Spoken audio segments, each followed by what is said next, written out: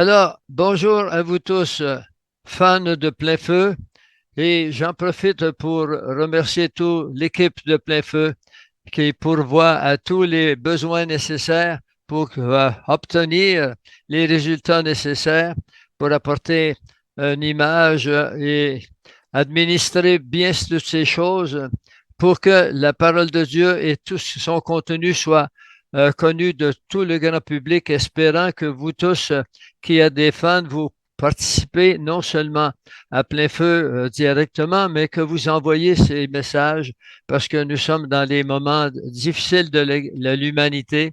Et à ce sujet, ce matin ou cet après-midi, je voudrais vous entretenir sur le sujet de la position que nous conseillons à tous ceux qui sont des croyants en Jésus-Christ et puis qui savent que la Bible nous dit la vérité, mais que à la lumière de tout ce qui se passe autour de nous, des multiples opinions se forment pour chercher quand sera le jour d'un événement spécial qu'on appelle l'enlèvement de l'Église se fera et s'il y a des versets précis qui nous donnent ce jour.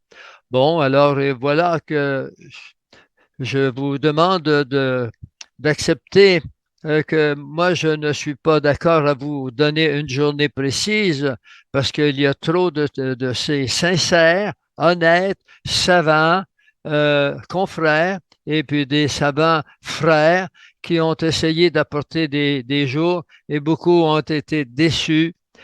Plein Feu s'est branché un jour sur cette opinion et nous avons à maintes reprises déclaré que nous croyons que nous sommes à la fin, mais que nous ne donnons pas de jour précis.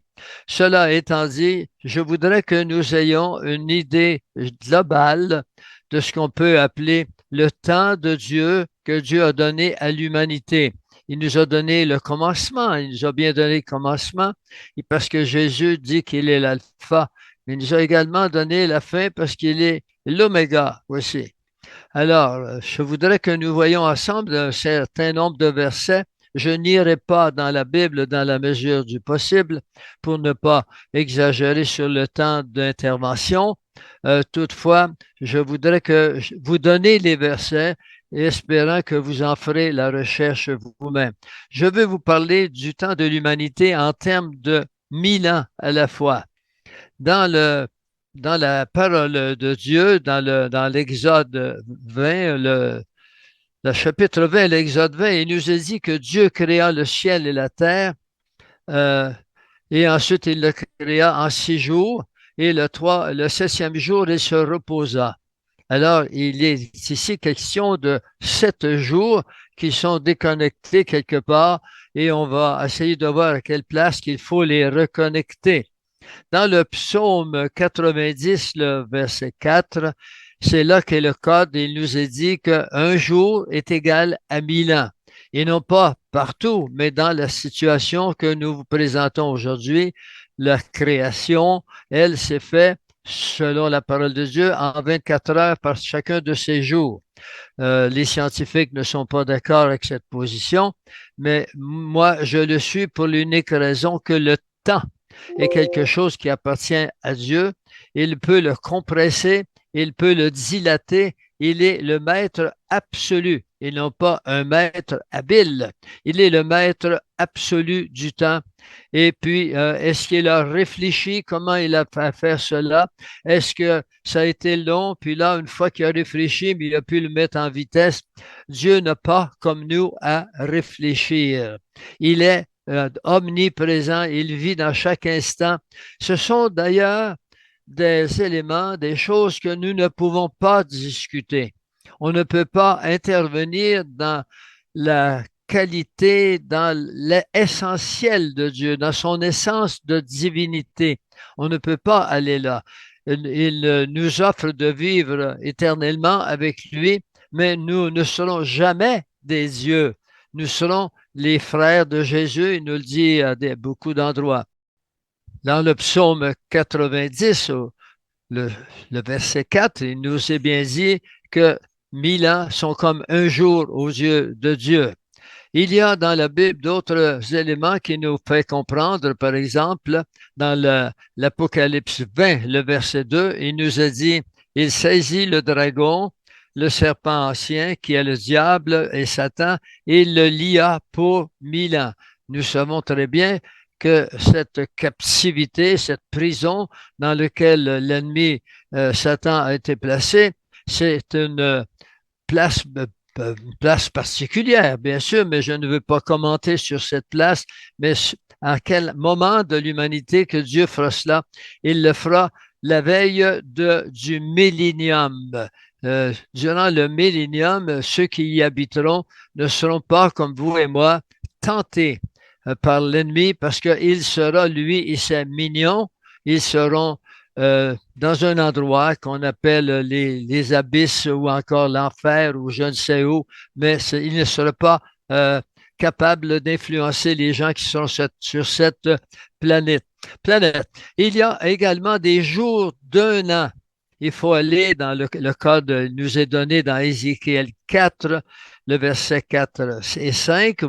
J'espère que vous allez aller le voir parce qu'il nous est bien dit dans ce chapitre que Dieu va punir Israël par l'intermédiaire d'un de ses prophètes et que pour chaque jour, pour chaque année que le peuple a désobéi, lui, il devra le subir pendant une journée de temps, la façon dont il se couchera, ainsi de suite. Vous verrez les détails qui sont là. C'est très important de comprendre que ces codes sont nécessaires à apprendre. Et je vais y aller pour vous aider à le comprendre. Il nous a dit ceci. Il nous a dit dans le livre de Daniel, chapitre 9, le verset 27, il nous dit bien que il fera une solide alliance une semaine et durant la moitié de la semaine, il fera cesser le sacrifice de l'offrande. Le dévastateur euh, comment, commettra des choses les plus abominables jusqu'à ce que la ruine de ce qui a été résolu fonde sur le dévastateur. Alors, c'est une semaine dont les jours sont égaux à un an. Et ça, nous allons y revenir en cours de route parce qu'il est nécessaire de comprendre ces codes. Ça permet de nous faire comprendre que la Bible contient tout ce qu'on a besoin. Dans le temps de l'Église, en passant, la définition de l'Église, c'est l'ensemble, c'est une assemblée de ceux qui croient en Jésus-Christ dans les termes bibliques, parce que Paul est très soucieux de nous faire comprendre que c'est dans les termes bibliques et non pas nécessairement dans les termes des hommes. Nous le voyons au chapitre dans Luc 13, le verset 32 et 33. Dans Luc 13, les versets 32 et 33. Qu'y a-t-il ici? Il y a quelque chose de très important dans Luc. Cette chose devrait être connue de davantage de personnes. Le chapitre 13, il nous a dit, le verset 32-33, ce même jour, quelques pharisiens vinrent lui dire, va-t'en, pars d'ici, car Hérode veut te tuer. Évidemment, les pharisiens se servaient d'Hérode parce qu'ils ne le voulaient pas eux non plus. Il dira, allez et dites à ce renard, il parlait de l'empereur qui était là, Hérode, dites à ce renard que je chasse des démons et je fais des guérisons aujourd'hui et demain, et le troisième jour, j'aurai fini. Alors, ici, ce qu'il faut comprendre, c'est qu'il y a 2 jours ici, là, qui sont les jours du temps de l'Église. Le temps de l'Église, c'est 2 jours. On a vu avec Daniel que dans les jours de 1000 ans, que le temps de l'humanité, sans le programme de Dieu, c'est de 7 jours de 1000 ans. Et puis qu'on sait très bien que quand Jésus est arrivé au monde, il y avait 4000 ans qui avaient été faits déjà de la part de l'humanité qui existait depuis Adam et Ève seulement. 4000 ans s'étaient passés. Il y a un chant qu'on chante à l'occasion dans le temps des fêtes depuis plus de 4000 ans. Nous le chantaient les prophètes. Bon, ben alors c'est ces 4000 ans-là. Jésus arrive et puis là, il va y avoir une coupure dans le temps que Dieu avait donné à Daniel. Il lui avait dit que 70 semaines de temps allaient se passer sur ton peuple et chaque jour est égal à un an.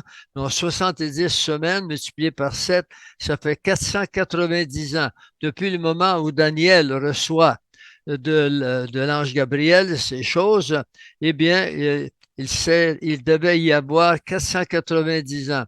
Mais quand il est la 69e année, donc 483 années se sont écoulées, là, il est arrivé une coupure. Et cette coupure, c'est l'arrivée de Jésus.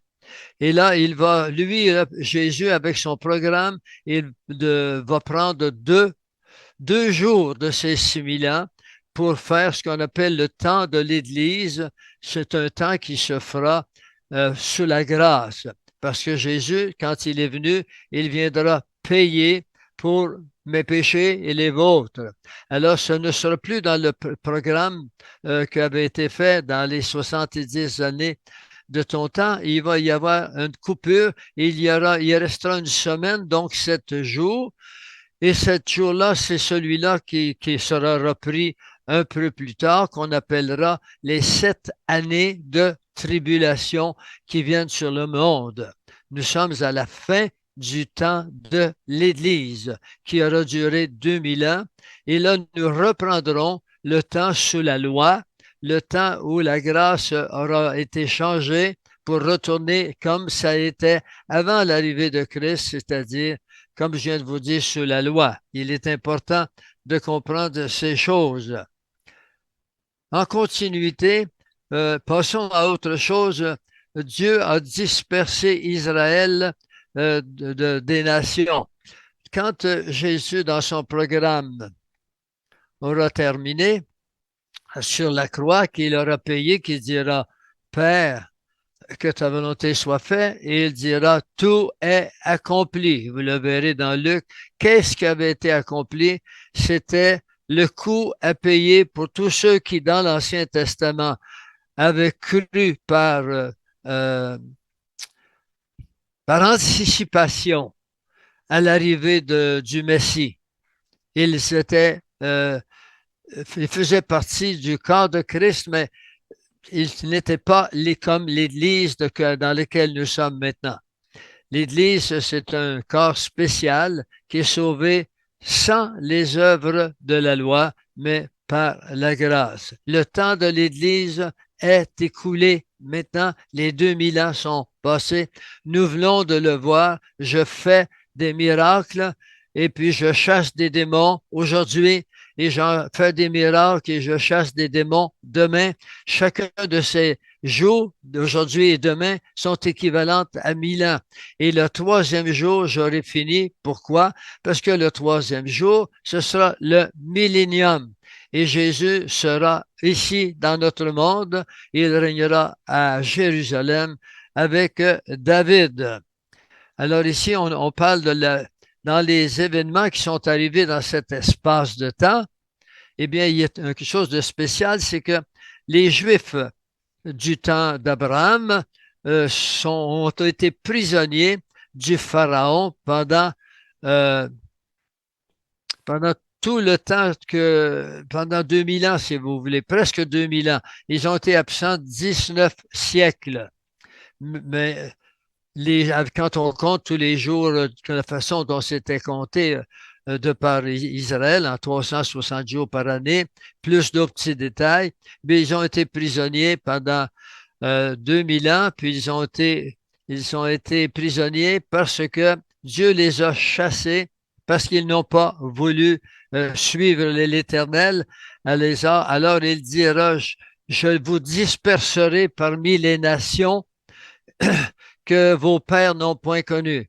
Alors, ils ont resté 40 ans dans le désert, bien sûr, mais en l'an 70, avec Titus, qui s'empare puis qui détruit le temple, eh bien, les Juifs se sont dispersés de par le monde. Vous le verrez dans Jérémie 9, le verset 16, vous le verrez dans Zacharie 7, le verset 14. Mais ce programme n'allait pas durer pour toujours. Il allait les ramener dans une période qu'on a appelée la fin, le commencement de la fin des temps, si vous voulez. Il dira, à la fin, je vous rassemblerai. Dans Jérémie 16, le verset 15, l'Éternel dira, je les ramènerai dans leur pays que j'avais donné à leur père, donc en Israël. Et également, en ce temps-là, dira-t-il, je rassemblerai et je ferai de vous un sujet de gloire. Il y a beaucoup de choses importantes ici parce qu'on voit que le peuple a été prisonnier pendant près de 2 jours, 2000 ans, 19 siècles et quelque chose, et puis ils retournent chez eux. Quand est-ce qu'ils sont retournés chez eux? Ils sont retournés chez eux en 1948, le 14 mai. Il y a un verset très précis là-dessus. Je vous conseille d'aller dans Isaïe 66, le verset 8. Ce qui est curieux, c'est que c'est dans Isaïe 66, c'est 2 fois 6, ça fait 12. 12, c'est le chiffre de la perfection de l'administration divine. 6, c'est le chiffre de l'homme qui était désobéissant, et 8 qui les ramène chez eux, c'est le chiffre de Jésus-Christ, c'est le chiffre de la perfection divine. Voilà.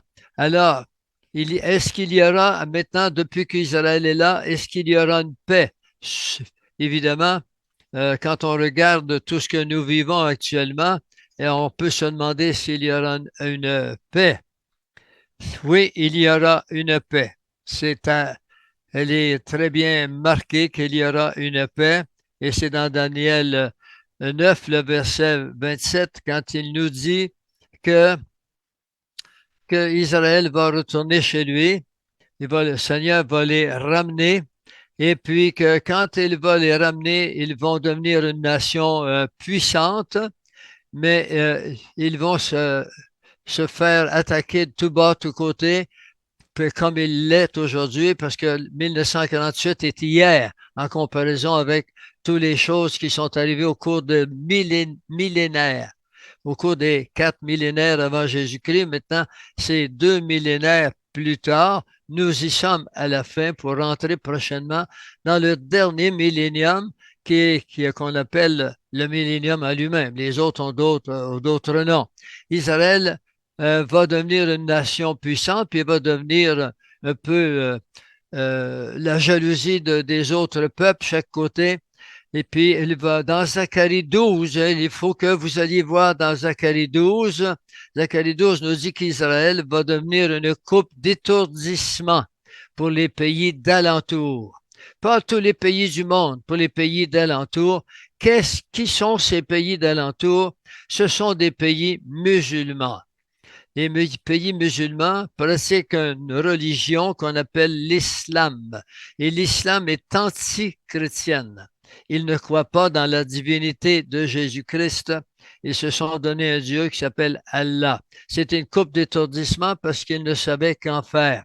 Et plus tard, dans le même verset, ils diront qu'elle deviendra une pierre pesante, mais non pas seulement pour les pays d'alentour, mais pour tous les pays du monde. Et puis, ceux qui vont la soulever, ils vont avoir affaire à Dieu. Ça va leur coûter cher, c'est-à-dire ceux qui voudront la détruire. Et troisièmement, un peu plus loin dans les mêmes versets de Zacharie 12, il nous est dit, tous les peuples s'aligneront contre elle. Et maintenant, c'est fait maintenant. Tous les peuples de la terre sont en train de s'aligner contre Israël. Pourquoi s'aligne-t-il tant contre Israël? Pour ça, il faut comprendre que pourquoi Dieu avait créé ce peuple différent des autres. Ce peuple différent des autres avait pour mission d'amener la connaissance de Dieu dans le monde. Et elle s'y est retirée. Ils ne l'ont pas fait. Ils se sont pliés sur eux-mêmes, puis ils ont prospéré parce que c'est un peuple intelligent, puis Dieu leur a donné l'intelligence, beaucoup d'intelligence. Et puis, dans ce temps, depuis 1948, eh bien, ça nous amène un peu vers notre temps. Depuis 1948, maintenant, nous sommes rendus en 2025. Eh bien, on s'attend, c'est-à-dire on est dans l'expectative selon un verset dans Daniel 9, 27, qui nous dit qu'un homme venant de loin confirmera un accord avec tous ces peuples qui sont contre lui. C'est dans Daniel 9, 27. Donc, on s'attend un peu de paix.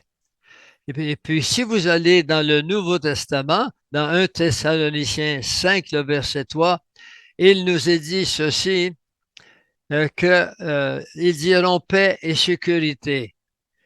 C'est ce qui se dit maintenant. M.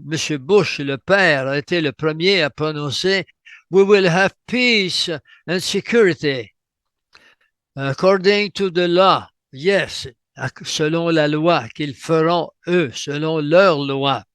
Non, et puis la Bible nous dit il n'y aura pas de paix tant que le prince de la paix ne sera pas revenu. OK, il y aura une paix tout de même. On la voit dans Daniel 9, 27, qu'un homme venant de loin confirmera une paix pour une semaine. Alors, cette une semaine, elle est composée de 7 jours, et chaque jour est égal ici à un an.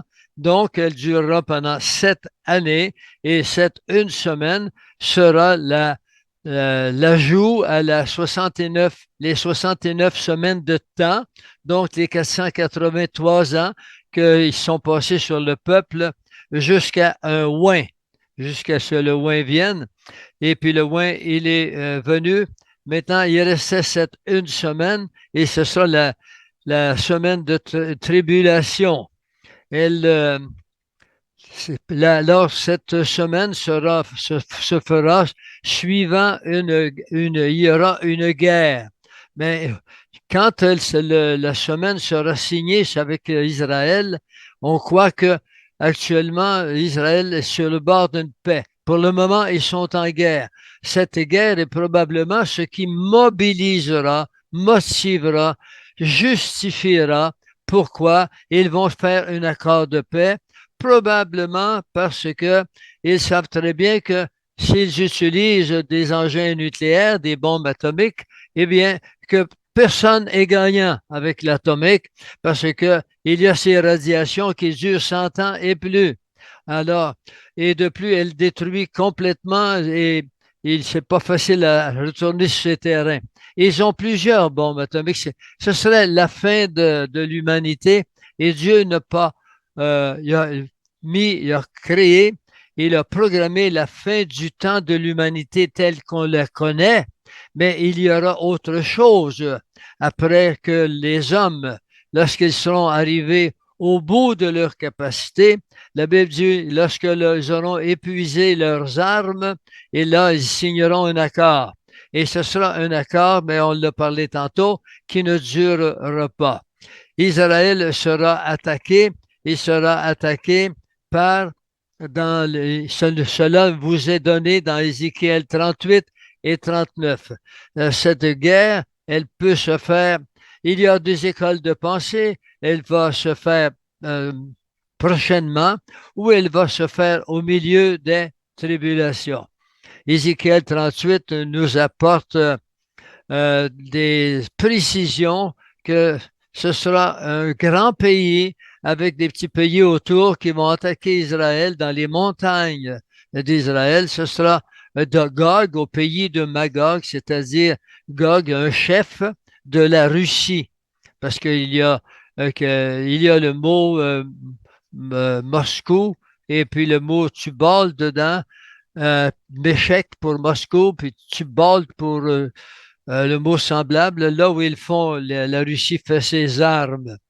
Et puis, ils vont venir avec la Syrie, avec la Turquie, avec l'Iran, avec le Yémen.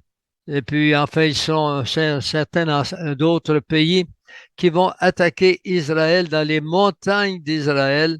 Parce que pourquoi vont-ils faire ça? Nous avons des raisons de croire que ceux qui sont les religieux, eux, c'est parce qu'ils croient qu'Allah leur a dit de détruire Israël. Et puis, tant qu'à la Russie, ben, elle sait qu'ils ont découvert du pétrole en Israël pour 100 ans, pour tous les pays d'autour. Alors, ils veulent s'en accaparer. Pourquoi? Parce que c'est le sujet du jour, le pétrole. Ça l'est depuis un bon moment d'ailleurs.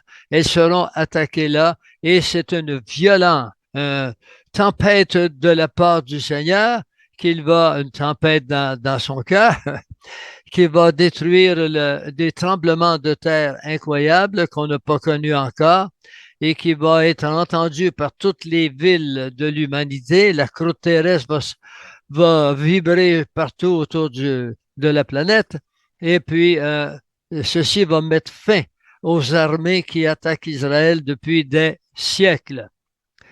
Alors, dans la situation actuelle, je n'ai pas à vous dire que tout ceci est non seulement possible, c'est que c'est à peu près impossible que ça n'arrive pas parce que euh, nous vivons dans une période qui a été décrite dans les Écritures, mais nous n'aurions pas besoin de connaître les Écritures pour savoir que les pays sont en guerre, mais c'est irréversible.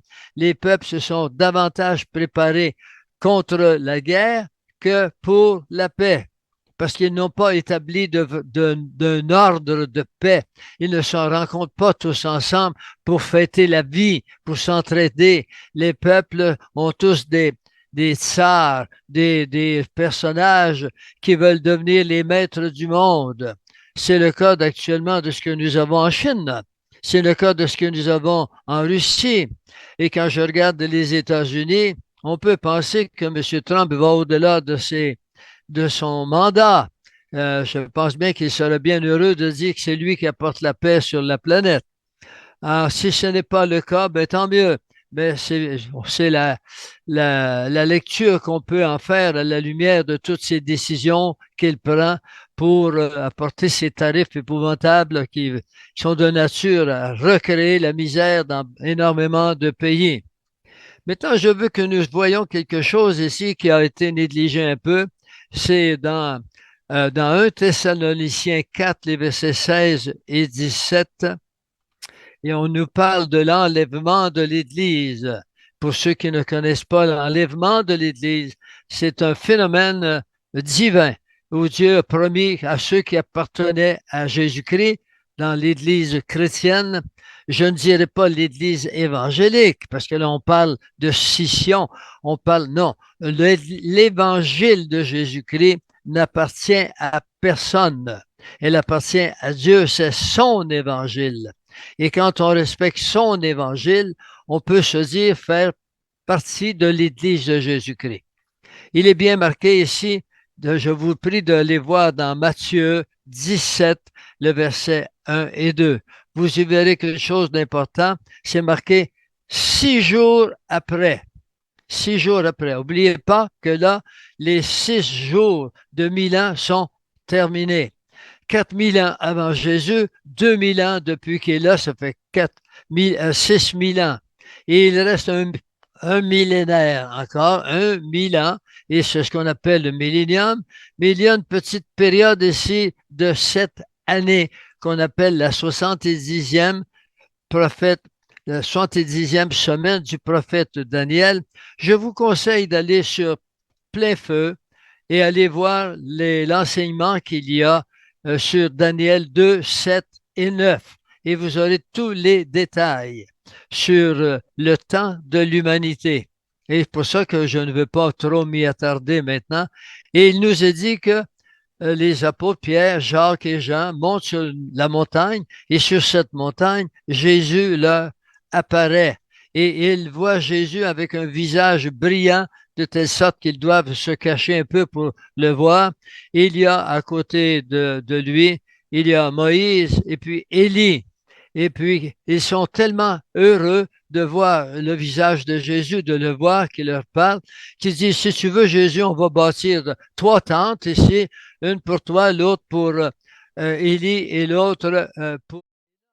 Et là, tu pourras rester avec nous. Nous y ferons maison pour le reste de nos jours. Pourquoi? Parce qu'il y a eu une transfiguration. Et ça, c'est le symbole de l'enlèvement de l'Église où les croyants qui sont morts déjà ou ceux qui vont venir, on le voit dans 1 Thessaloniciens 4, les morts se réveilleront d'abord. Ceux qui sont morts en Jésus-Christ vont se réveiller, vont sortir de leur tombeau. Ils vont être nouveaux. Dieu va les reconstituer dans une seconde. Et ils vont, puis nous serons avec eux et nous allons être enlevés vers le ciel. C'est ce qu'on appelle en anglais the rapture et en français l'enlèvement. Et cet enlèvement-là, l'Église l'attend actuellement. Et cette Église, à plein feu, nous croyons que cette Église, elle sera enlevée avant la, euh, avant les tribulations. Si on parle de la fin, on peut y aller comme ceci. Les temps dans Daniel 8, 19. Daniel 8, 19. Les Écritures sont précises là-dessus. Et que nous puissions faire de la recherche pour savoir quand ce trésor de date est si important, et nous pouvons comprendre on peut le comprendre parce que dans Daniel 8, 19, il nous dit ceci, il y a un temps marqué pour la fin. Alors ce temps marqué, l'Église actuellement, depuis au moins le temps que je suis chrétien, 40 ans et plus, nous sommes à la recherche de ce temps par tous les moyens, par tous les associations que la Bible contient qui puissent nous amener là, parce que la Bible est pleine de mystères que Dieu veut qu'on découvre. Cherchez et vous me trouverez. Alors, elle nous dit également dans Marc 13, le verset 23, elle nous dit, soyez sur vos gardes, parce que je vous ai tout annoncé d'avance. C'est clair? C'est net ça? Tout nous a été annoncé d'avance. Mais comment peut-on être sur nos gardes si personne n'enseigne la parole de Dieu? Si vous êtes là aujourd'hui et que vous y prenez un plaisir à écouter ces choses, c'est que vous êtes appelés. Il faut naître de nouveau. Et puis, pour ceux d'entre vous qui sont là depuis 1 an, depuis 10 ans, depuis que vous êtes au monde, il y a 80, 90 ans, 100 ans, eh bien, vous êtes heureux d'être encore vivant parce que vous avez vu tous ces événements du passé et vous voyez maintenant que les évangiles nous annoncent des choses précises. Dans Matthieu 24, par exemple, c'est Matthieu, c'est l'apôtre qui va nous parler pour le peuple juif. C'est surtout au peuple juif que Matthieu se réserve. Et puis pour ce qui est de Luc au chapitre 21, le livre de Luc, il nous parle de l'humanité de Jésus. Et puis dans Marc 13, il nous parle d'un Dieu serviteur. Alors, la Bible nous parle de ces choses. Il faut avoir des connaissances pour la diviser, pour savoir de quoi il parle. Mais ça ne prend pas du jour au lendemain. Mais Dieu n'attend pas que vous ayez tout conçu, compris pour être sauvé.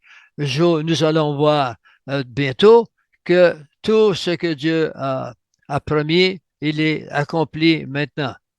Les bruits, voici, je veux que partager avec vous des signes éclairs, des signes qui sont devant vous maintenant. Il y en a des douzaines et des douzaines. J'ai un livre ici qui en contient 140. Mais je veux vous en donner, vous qui êtes vivants maintenant. Je vous en donne seulement trois ou quatre que vous pouvez constater. La Bible nous a dit que nous arriverions à une période où on parlera de bruit de guerre. Ben, écoutez, si vous n'êtes pas rendu compte qu'on parle de bruit de guerre depuis un bon moment déjà, depuis que les Juifs sont revenus en Israël en 1948, eh bien qu'on parle de bruit de guerre, qu'on parle de la fin des temps et qu'on parle de l'enlèvement. Et nous sommes là. Ces choses sont réalisées. Elle nous parle aussi de la marque de la bête dans la main droite ou sur le front. Si vous êtes nouveau ici aujourd'hui, la bête, c'est ce qu'on appelle à la fois un système et à la fois une personne. C'est la personne de Satan qui a organisé un grand système afin qu'il puisse posséder le monde, qu'il puisse nous contrôler complètement et nul ne pourra acheter ni vendre sans la marque de cette main, de cette marque sur la main droite ou sur le front. Et ce que vous venez de vivre avec moi, si vous avez 5 ans et plus, depuis 2020, à partir du mois de mars, c'est le fameux COVID, la soi-disant de grippe 19 et qui allait tuer l'humanité et qui serait sauvé uniquement. La solution, c'était la vaccination. Là, je ne vous apprends rien et là, je vous mets dans le contexte. La vaccination qui était là plutôt, puis ça, j'ai les livres nécessaires pour vous le montrer. Et puis, aux États-Unis, la vaccination dans plusieurs États, elle est défendue. Les spécialistes, des spécialistes mondiaux ont découvert que les fameuses euh, particules spike qu'on retrouve dans le vaccin, le résultat de ce vaccin sont poisons et qu'ils font mourir les gens, que c'était là pour, je vais le dire en anglais, population reduction. C'était pour la réduction des populations, pour faire mourir les gens avant. Si vous avez vu des athlètes, par exemple, en France, il y en a plein, il y en a partout ailleurs, qui sont des professionnels ou amateurs, qui jouent sur un terrain et subitement ils tombent à terre. On va voir s'ils sont étouffés, qu'est-ce qui ne va pas, mais ils sont morts. Alors, il y en a eu 871. Et comme ça, alors, qui est derrière tout ça? C'est découvert maintenant. C'est un avocat de la Californie qui reste 6 mois en Californie parce que c'est un Allemand. Et 6 mois, le docteur est un docteur en droit. Rainer Fulmich, qui a avec son équipe et son sang, spécialistes qui ont découvert qui était derrière tout ceci. Il faut remonter jusqu'aux États-Unis avec un certain docteur Fauci qui ont créé ce mensonge et puis que nos gouvernements n'ont pas voulu changer d'idée et ils ont pris les argents nécessaires pour aider ceux qui ne pouvaient plus travailler. Euh, Ils ont créé la structure pour créer cette désertion du travail. Maintenant, ils l'ont pris dans les fonds et puis maintenant, là, on va manquer d'argent, nous disent-ils, on va aller vers la disette, certainement, puisqu'elle est dans la Bible également. Alors, je vous en donne un autre signe que vous pouvez voir. Ce sont que quatre signes. C'est l'Euphrate, la plus grande rivière ou le plus grand fleuve du continent asiatique, de cette partie du continent asiatique, elle est en train de sécher. À certains endroits, elle est sèche. Un fleuve de 1800 kilomètres de long qui amène de l'eau puis qui amène de l'abondance dans 4 pays le long de son parcours est asséché. On a découvert des grottes souterraines en dessous de, de ce fleuve.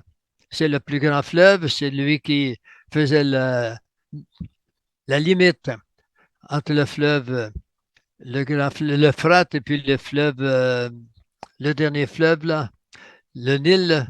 Enfin, mon cerveau fonctionne mal là, actuellement, vous savez de quoi je parle. Très bien. Alors, le fleuve, ses eaux sont taries. Vous le verrez dans Apocalypse 16, le verset 12. Et le dernier des signes que je vous présente, parce qu'il y en a beaucoup d'autres, c'est l'apostasie. Jésus nous dira, les apôtres sont autour de lui, dis-nous quand est-ce arrivera, donne-nous des signes. Il dit, quand vous verrez toutes ces choses, quand vous verrez que l'Église est apostasiée, l'apostasie ne peut se faire que dans l'Église. Les gens qui sont incroyants ne peuvent pas être apostasiés.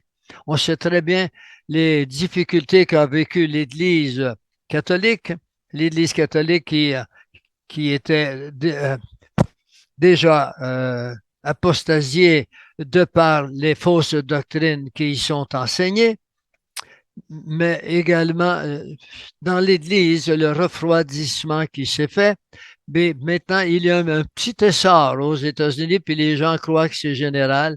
Non, la Bible nous dit bien qu'à la fin des temps, le Seigneur nous dit, trouverai-je encore la foi? Il y a des choses qui viennent encore que nous n'avons pas vues avant la fin totale, mais qui sont toutes à la porte. L'Église catholique, par exemple, le pape a déclaré que nous nous verrons tous ensemble au ciel. Dieu est trop bon pour envoyer des gens en enfer. C'est le dernier pape, François, qui a dit ces choses, et c'est un jésuite. Et puis ensuite, il a déclaré, enfin, il y a énormément de déclarations qu'il a fait, mais celle-ci, c'était la plus importante. Mais il a déclaré ici que l'islam était une très bonne religion et que les catholiques doivent s'y faire maintenant. Et s'y faire comment? Que ça s'appellera plus le catholicisme, mais que ça va s'appeler Chrislam, c'est-à-dire le christianisme et l'islamique. Si vous n'avez pas vu ces choses, je le regrette, je vous le dis en pleine face comme ça, et ça peut être difficile pour vous. Toutefois, je ne peux vous cacher la vérité. Voici maintenant ce que nous pensons, nous, à plein feu, de l'époque dans laquelle nous sommes. Je ne vous donnerai pas d'heure où Jésus va revenir, ni de jour, pas plus de semaines, mais je vais vous dire que la saison est arrivée. Si vous venez avec moi dans Matthieu 24, il y a quelques versets assez importants que je vais vous le lire. C'est dans Matthieu 24, vous irez le verset 32 à 35. Alors, le voici, c'est le verset 32 à 35. Il nous dira, instruisez-vous par une comparaison qu'on va tirer d'un figuier. Ça veut dire, apprenez-le, comprenez-le. Il nous a dit, dès que ses branches deviennent tendres et que ses feuilles poussent, vous connaissez que l'été est proche. Alors, de la même façon, vous voyez que la fin est proche. L'homme a tous les signes que Dieu nous a donnés. Écoutez bien encore.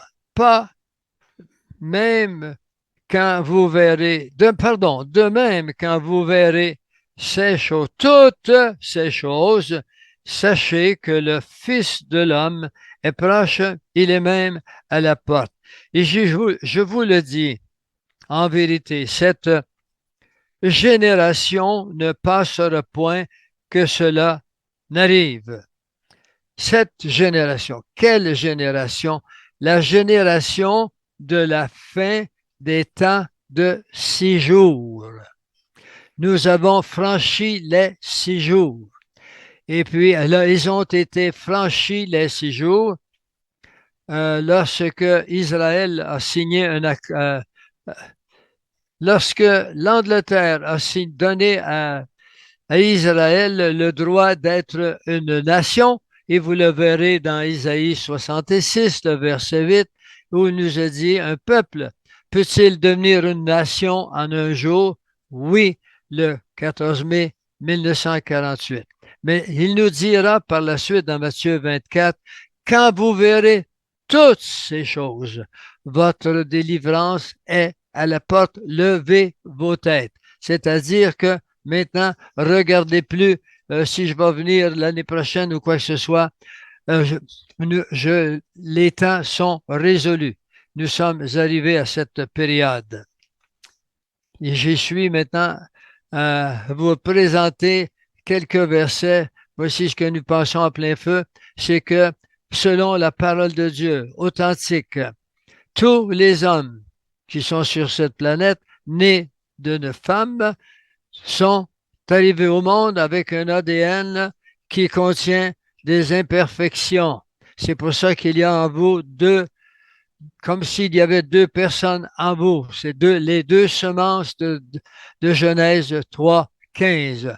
Dans Romains 3, 23, il nous a dit, tous sont pécheurs, sans exception, et ils sont perdus. Sont perdus. Là, tous les hommes qui arrivent ici sont perdus. Le petit enfant qui meurt à l'âge d'un an, ou d'un mois, ou d'une heure, il est évident que lui ne peut pas être perdu, il n'a pas encore péché.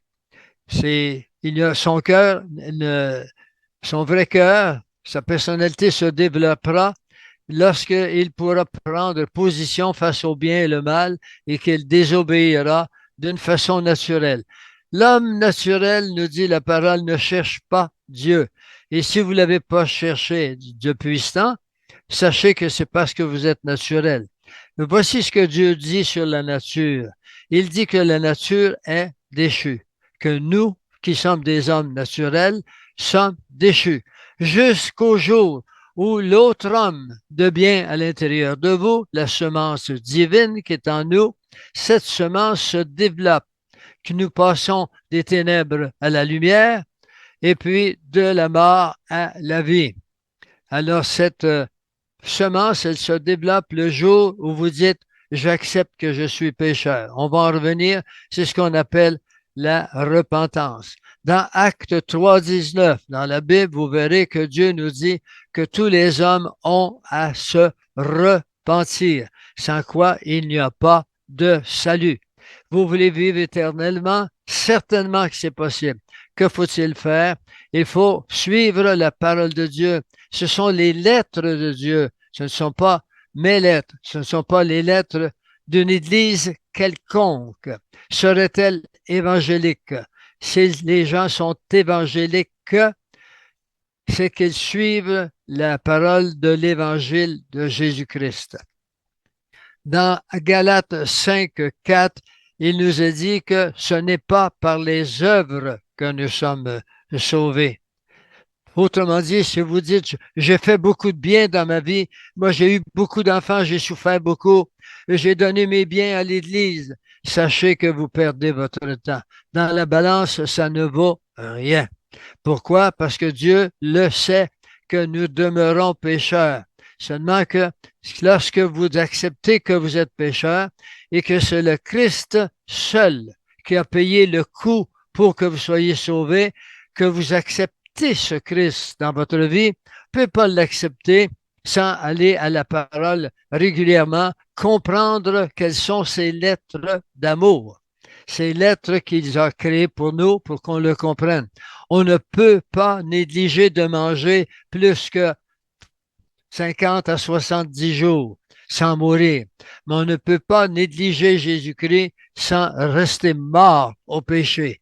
L'homme est arrivé pécheur et puis il doit naître de nouveau. C'est ce que Jean nous dit au chapitre 3 de Jean, le verset 3. C'est à lire et à écouter. Dans Éphésiens 2.8 est la nouvelle par excellence. Il nous a dit, c'est par la grâce que vous êtes sauvés vous et moi, et non par les œuvres. Il est marqué, c'est par la grâce que vous êtes sauvés, par le moyen de la foi. La foi, c'est veut dire je crois, A, que je suis pécheur, B, que je suis perdu, C, que quelqu'un m'a sauvé par son sang, le sang de Jésus m'a sauvé, vous le verrez ailleurs, et C, je veux le connaître, et la seule façon de le connaître, c'est d'étudier, c'est et de joindre des groupes qui enseignent la parole de Dieu au complet.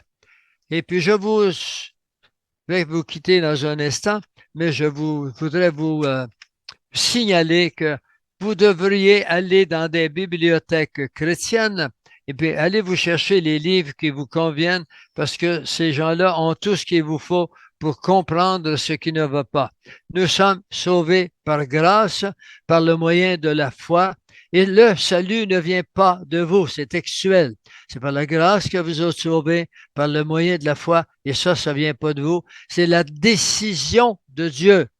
Nous ne changerons pas le plan total. De même, on ne changera pas le plan de Dieu non plus.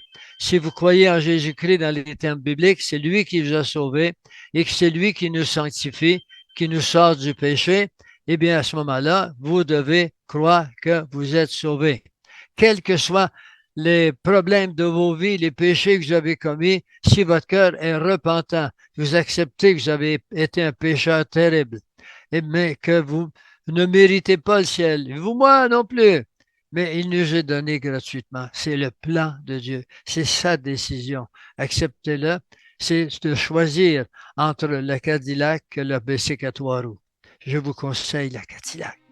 Cela étant dit, je vous laisse maintenant et je vous souhaite que ces moments ensemble, à la lumière de la parole de Dieu, vous suffira pour comprendre que plein feu qu'on croit que nous sommes à la fin des temps et que vous devez vous dépêcher de vous mettre en ordre avec le Seigneur parce que n'y pensez pas. Nous n'en avons pas pour 5 ans encore. C'est impossible.